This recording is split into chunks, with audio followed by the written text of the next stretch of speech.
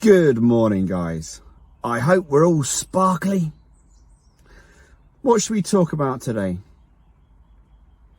Let's talk about stress and testosterone, because testosterone makes you impervious to stress. You are invincible. Can you remember those days?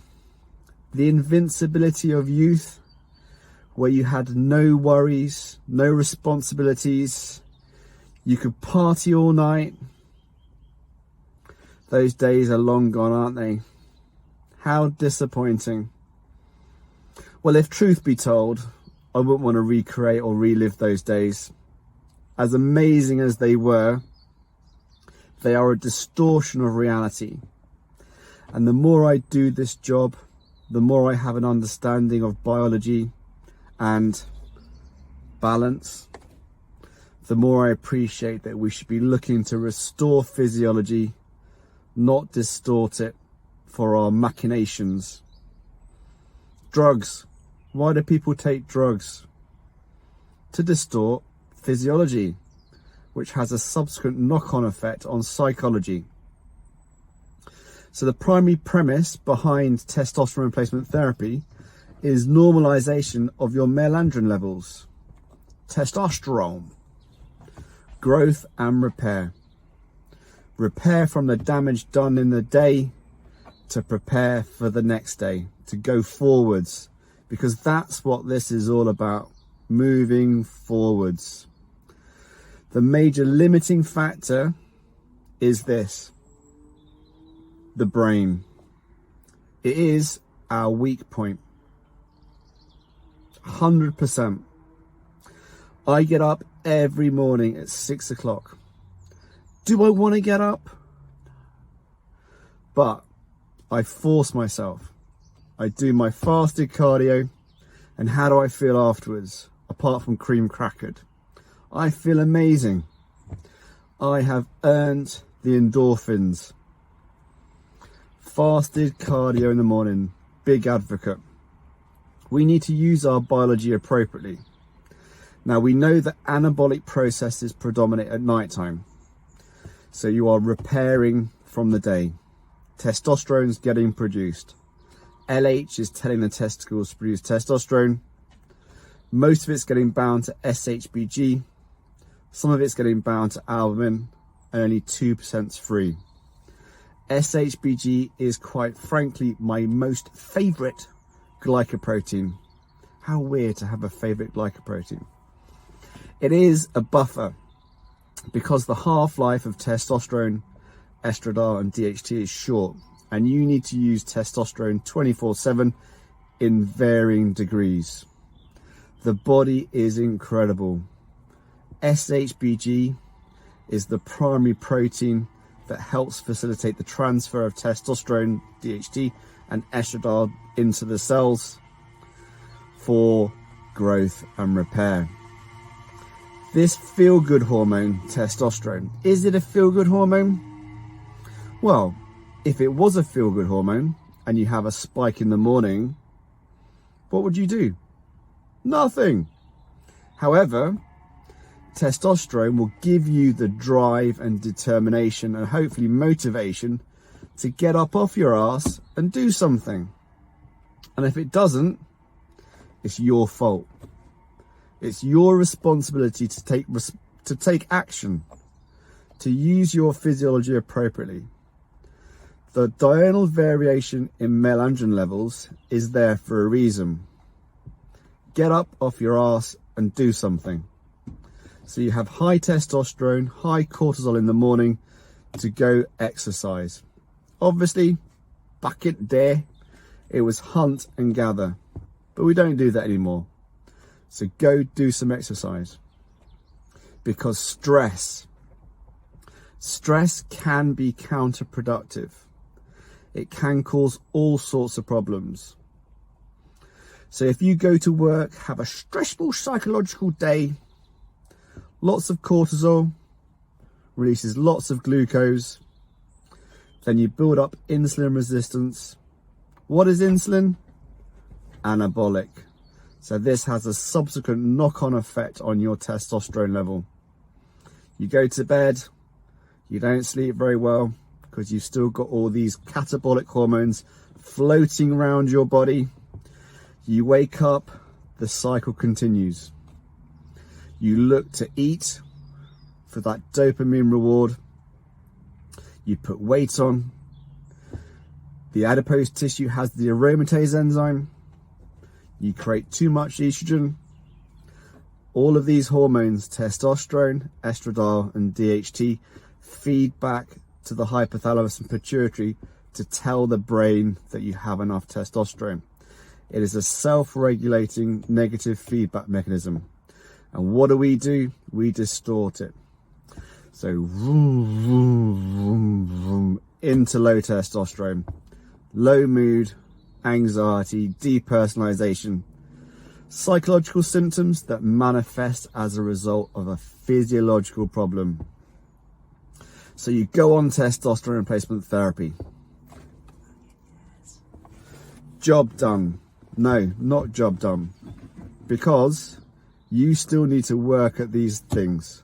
Lifestyle, reducing stress, reducing these catabolic hormones that ultimately, if you don't physically use, will have a negative impact on not only your psychology, but also your physiology.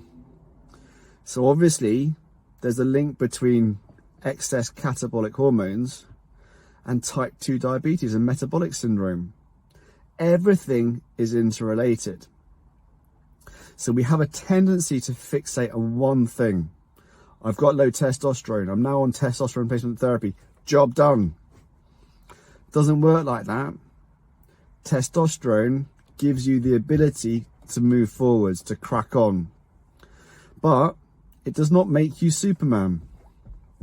If something sounds too good to be true, guess what? It's too good to be true. Now, testosterone is a cracking hormone, but it isn't a feel-good hormone. It will give you the drive and determination to move forwards. Now, what happens if I have a bad night's sleep? My levels are cracking. I feel tired because I've had a bad night's sleep.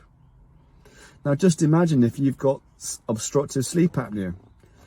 Weeks, months, years of bad sleep, you are going to feel terrible. Not only is it going to increase your risk of low testosterone, even on testosterone replacement therapy, if you don't have restorative sleep, ignoring the fact that obviously testosterone gets produced at nighttime, you need to have restorative sleep. Good, high quality type 3, type 4 sleep. Good old rapid eye movement sleep. Those wonderful dreams. It is restorative, it's regenerative. So if you don't sleep properly, you're going to feel rubbish, even with an optimized testosterone level. If you don't eat properly, you are a biological organism. You have cells that are replicating, they are active, they are alive. You need to make sure that you're feeding yourself with the adequate amount of macronutrients and micronutrients. Now, I'm not going to lecture you on diet because diet is particular to the individual. Genetics, physiology, requirements. So there is no one size fits all diet. However, as a generality, I like low carb, high fat, and I like the idea of a plant-based diet with meat and oily fish. B12, baby, you need B12.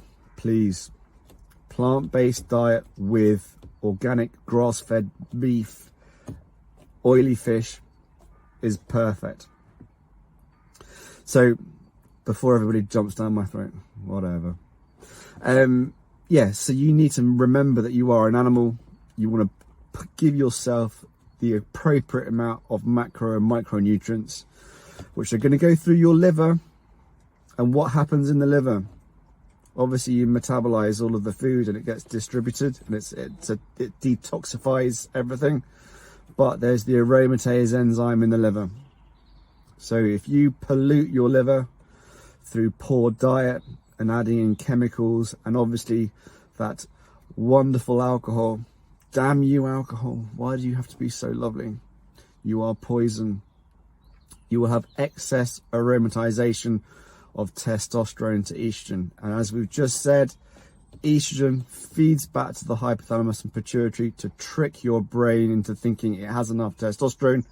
But no, you are creating more estradiol than you should be doing because of abuse to the liver and being a chunky monkey.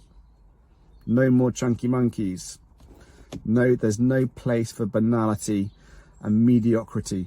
Get your ass off the couch. Do some exercise. So again, training. There is no one-size-fits-all methodology. You've got ectomorphs, mesomorphs, endomorphs. You've got different exercise types that use different energy sources. Some people have a propensity to type 1 or type 2 A and B muscle fibers.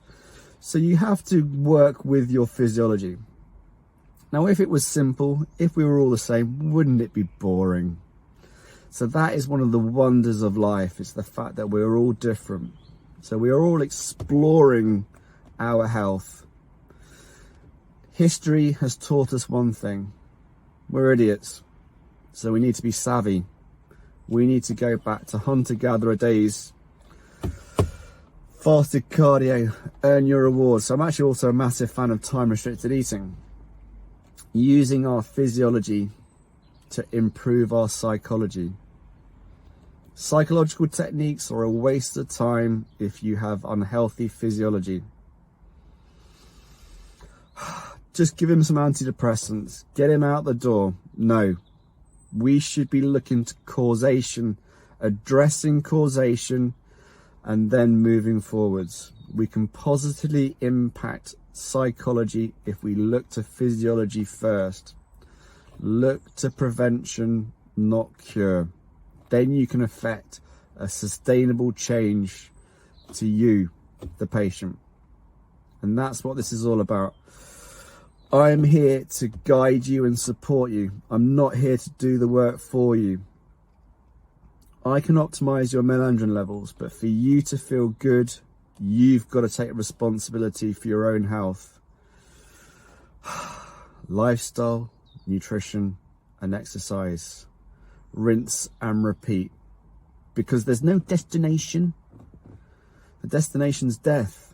You've got to work on your health every single day. You don't have days off.